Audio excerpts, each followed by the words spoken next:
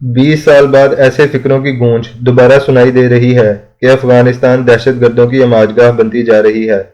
ملا محمد عمر کی حکومت کے آخری سال میں ایسے لاتعداد بیانات عالمی اور مقامی میڈیا پر نظر آنا شروع ہوئے تھے، اور اس کے بعد نیو یارک کا 11 ستمبر ہو گیا اور اس خطے کی دنیا ہی خون آلود ہو گئی۔ اس جنگ میں عالمی قومی سرحدوں کی حرمت کو پامال کرنے کے لیے امریکہ نے ایک جارحانہ تصور ہاٹ پرسوٹ کے نام پر دیا تھا، جو اس دن سے دنیا بھر کی ڈکشنریوں میں آج بھی ان معنوں میں درج کیا جاتا ہے کہ کسی مشتبہ قانون توڑنے والے یا دشمن فوج کے سپاہیوں کا دوسرے ممالک کی سرحدوں کے اندر جا کر پیچھا کرنا۔ افغانستان میں 11 ستمبر سے پہلے ہی اس کا آغاز کر دیا گیا تھا۔ بل کلنٹن کے دور میں 1999 کے سال افغانستان میں اسامہ بن لادن کے ٹھکانے پر میزائلوں سے ناکام حملہ کیا گیا اور یہ میزائل پاکستانی حدود میں گر کر تباہ ہو گئے، لیکن جیسے ہی دہشت گردی کے خلاف جنگ شروع ہوئی تو یہ پہیہ الٹا چلنا شروع ہو گیا، یعنی اب امریکہ افغانستان میں بیٹھ کر پاکستان کی سرحدوں کو پامال کرتا اور مشتبہ افراد پر ڈرون حملوں میزائلوں کو اکثر اوقات CIA اور FBI کے دستوں کے ذریعے پاکستان کی حدود میں کارروائی کرتا۔ قبائلی علاقوں میں 2008 میں تحریک طالبان پاکستان کے قیام کے بعد تو یہ سلسلہ مسلسل اور مستقل ہو گیا۔ نیک محمد سے لے کر ڈام ڈولا کے 80 طلبہ اور حکیم اللہ محسود تک لاتعداد لوگ امریکہ ڈرون حملوں کی وجہ سے ہی دائی اجل کو لبیک کہہ گئے۔ افغانستان میں ذلت امیز شکست اور 15 اگست 2021 کو طالبان کی حکومت کے قیام کے فوراً بعد ہی امریکی عشرباز سے بنائی گئی داعش سے افغانوں پر دہشت گرد حملے کروائے گئے۔ جب ان حملوں کے باوجود بھی طالبان وہاں امن و امان قائم رکھنے میں کامیاب رہے تو امریکی تلملا اٹھے۔ گزشتہ سال امارات اسلامیہ افغانستان پاکستان حکومت سے مل کر TTP کے افراد کو واپس پاکستان میں پرامن طور پر آباد کرانے میں مصروف ہو گئی تاکہ سرحد کے دونوں جانب امن قائم ہو سکے۔ پاکستان کی نیشنل سیکیورٹی کونسل میں 40,000 سے زائد افراد کو کارآمد شہری بنانے کی تجویز منظور ہوئی اور اس کے لیے فنڈز بھی مختص کر لیے گئے، لیکن جیسے ہی مارچ 2022 کے آخری ہفتے میں رجیم چینج کے ہنگامے شروع ہوئے تو پھر یہ امن کا سفر روک دیا گیا یا رکوا دیا گیا۔ حکومت بدلتے ہی پاکستان میں ایک دفعہ پھر ویسی ہی کشمکش کا آغاز ہو گیا جیسی سوات اور قبائلی علاقوں میں پوری ایک دہائی تک چلتی رہی تھی۔ اس تازہ صورتحال سے ہی امریکہ صاحب بہادر کے آئندہ کے منصوبوں اور خطے میں اس کے مکمل اثر و رسوخ بلکہ موجودگی کا سراغ ملتا ہے۔ عمران خان کا امریکی اڈے دینے کے جواب میں ایبسولوٹلی نوٹ کہنا انتہائی تکلیف سے سنا گیا تھا۔ اس کا جواب اس قوم سے جو انتقاماً لیا گیا اسے ہم آج تک بھگت رہے ہیں، لیکن اسی امریکی منصوبے کی کامیابی بلاول بھٹو کی امریکہ یاترا کے بعد اس اعلان سے نظر آتی ہے کہ بلاول نے فرمایا ہے کہ امریکہ ہمیں افغانستان کی سرحد سے ہونے والے حملوں اور دہشت گردی کے خلاف لڑنے کے لیے امداد دے گا۔ بلاول کا یہ بیان 24 دسمبر 2022 کو آیا اور اس کے بعد اس ملک میں اچانک دہشت گردی کے حملوں میں اضافہ ہو گیا۔ اگلے ہی دن 25 دسمبر کو صرف بلوچستان میں 9 دہشت گرد حملے ہوئے۔ ایک بار پھر پاکستانی نیشنل سیکیورٹی کونسل کا اجلاس منعقد ہوا۔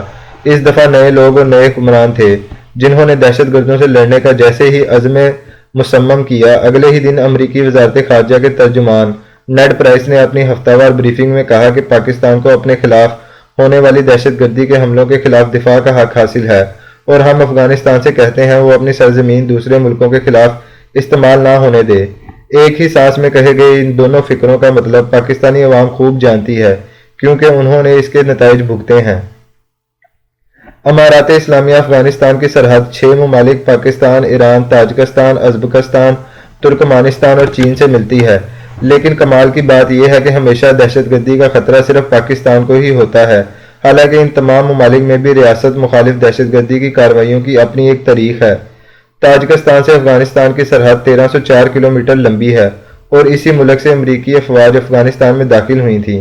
شمالی اتحاد اسی ملک کے راستے بھارت، امریکہ اور ایران سے مدد حاصل کر کے 1995 سے 2001 تک طالبان سے مسلسل لڑتا رہا۔ یہ ملک 1992 سے لے کر 1997 تک ایک طویل خانہ جنگی کا شکار رہا اور تاجکستان کی حکومت مسلسل یہ الزام لگاتی رہی کہ یہاں پر ہونے والی خانہ جنگی کو اسلامک موومنٹ آف ازبکستان اور افغانستان سے احمد شاہ مسعود کی جمعیت اسلامی کی مدد حاصل ہے۔ اس خانہ جنگی میں ملک مکمل تباہ ہو گیا۔ 12 لاکھ تاجک مہاجر بن گئے اور آخرکار 1997 میں وہاں امن معاہدہ ہو گیا اور اب راوی چین لکھتا ہے۔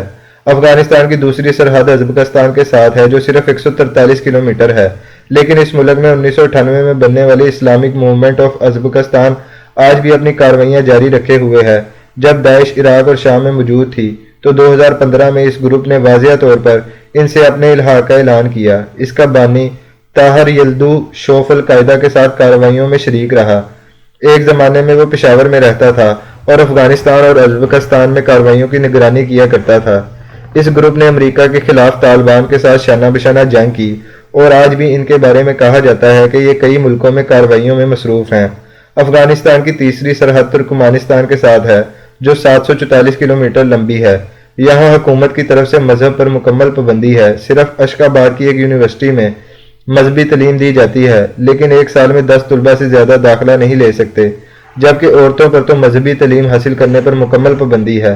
چوتھا ملک چین ہے جس کے ساتھ 76 کلومیٹر لمبی سرحد ہے، اور چین کے ساتھ افغانستان کے تعلقات کا یہ عالم ہے کہ وہ ریلوے لائن جو سی پیک کے تحت چین نے خنجراب سے کراچی تک بچھانی تھی، اب اس کے فنڈز انہوں نے افغانستان منتقل کر دیے ہیں اور وہاں کئی سو کلومیٹر ریلوے لائن بچھائی بھی جا چکی ہے اور ٹرین بھی روزانہ چل رہی ہے۔ پانچواں ملک ایران ہے جو پاکستان کے بعد افغانستان کی صورتحال سے شدید متاثر ہوا ہے۔ ملا محمد عمر کے زمانے میں ایران کے افغانستان کے ساتھ شدید اختلاف تھے کیونکہ ایران شمالی اتحاد کی مدد کرتا تھا۔ امریکیوں کے آنے کے بعد بھی ایرانی کسی نہ کسی شکل میں طالبان کے خلاف امریکہ کی مدد کرتے رہے ہیں۔ ایران کے بارے میں ہی ملا محمد عمر نے اپنا تاریخی فقرہ بولا تھا کہ افغانستان ایک گوند کا تیلاب ہے جس میں داخل ہونا آسان اور نکلنا بہت مشکل ہے۔ یہ تمام ممالک صدیوں سے افغانستان کے ہمسائے چلے آ رہے ہیں، لیکن سب مطمئن ہیں، مگر شکایت صرف ہمیں ہی کیوں ہے؟ اس لیے کہ ہم شروع دن سے امریکی گود میں بیٹھ کر 50 کی دہائی میں ہی بڑا بیر کا اڈا نہیں دیتے ہیں اور امریکی جہاز U-2 افغانستان کی سرزمین سے ہوتا ہوا روس کی جاسوسی کرنے جا نکلتا ہے۔ اس دن سے لے کر آج تک پاکستان میں افغانستان کے حوالے سے جو پالیسی بنی یا جو ایکشن بھی ہوا وہ امریکی اشارے پر ہی ہوا۔ 1979 سے 1988 تک ہم پر خاد اور KGB حملہ آور تھی اور 2001 سے آج تک ہم پر امریکہ کے پالے ہوئے گروپس دہشت پھیلاتے ہیں۔ یہ قوم امن کے دن گزارنا چاہتی ہے، لیکن امریکی امداد کی جھنکار ہمارے سیاسی آقاؤں اور ریاستی اہلکاروں کو امریکہ سے آزاد ہی نہیں ہونے دیتی۔